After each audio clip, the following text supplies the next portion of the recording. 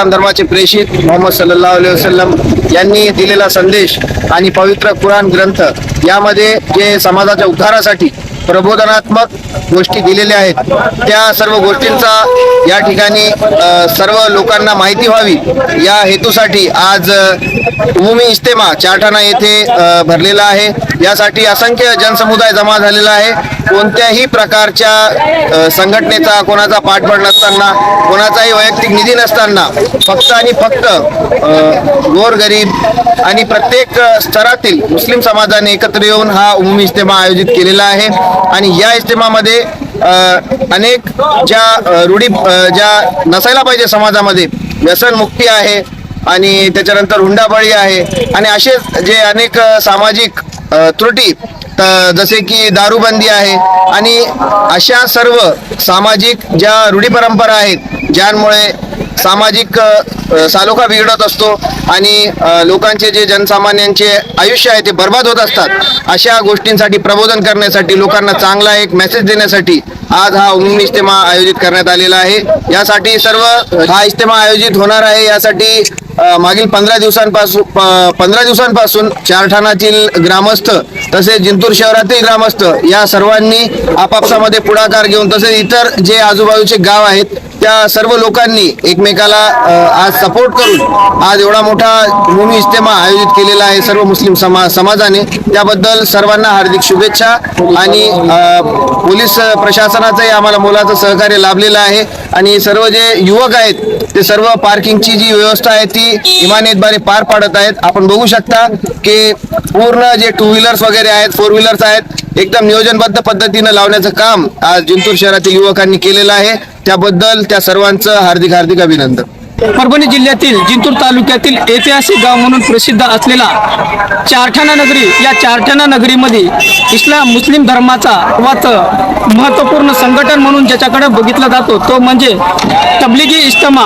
या तबलिगी इज्तिमाचा मुख्य उद्देश हाच असतो की प्रत्येक मुस्लिम समाज बांधवाला इस्लाम धर्माचे प्रेषित मोहम्मद पैगंबर आणि कुराण शरीफ यांनी दिलेला संदेश जनसामान्यापर्यंत पोहोचविणे हा प्रमुख उद्देश या इज्तिमाच्या माध्यमातून साध्य केला जात असतो। या सोहळ्याची महत्त्वाचा असा असतो की कोणताही या ठिकाणी निधी हा कोणत्याही अशा मोठ्या एखाद्या संघटनेकडून किंवा नागरिकाकडून घेतला जात नसतो। मग गोरगरीब घरातील साधारणतः हमाली करणारा माणूस असेल त्यांनी देखील 10 रुपये द्यावं अशा या ठिकाणी निधी गोळा केला जातो आणि त्या निधीच्या अनुषंगाने एवढा मोठा खर्च केला जात असतो।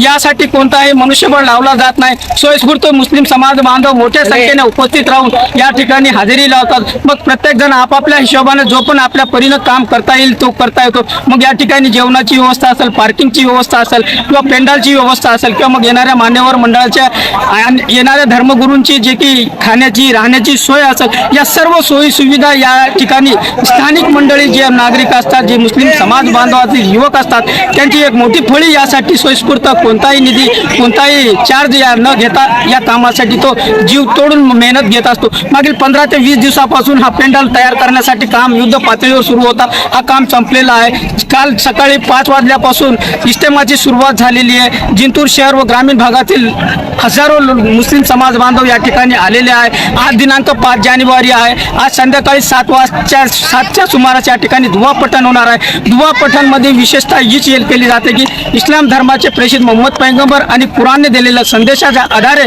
या ठिकाणी आलेल्या मुस्लिम समाज बांधवांना संदेश द्यायचा, मानवता कशी टिकवता येईल यासाठी संदेश दिला जातो।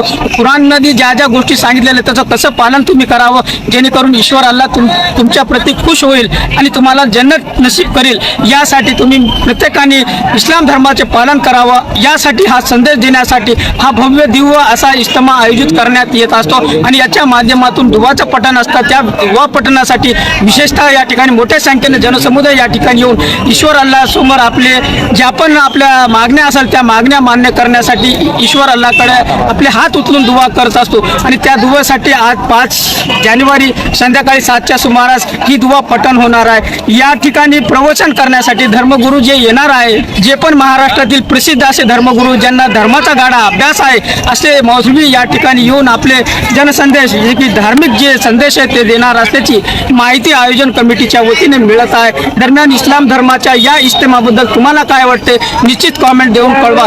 जिंतूर सहार न्यूज चॅनलची बातमी आवडल्यास सबस्क्राईब करा, लाईक करा, शेअर करा. जिंतूर सहार न्यूज चॅनलसाठी मी शेख अलीम.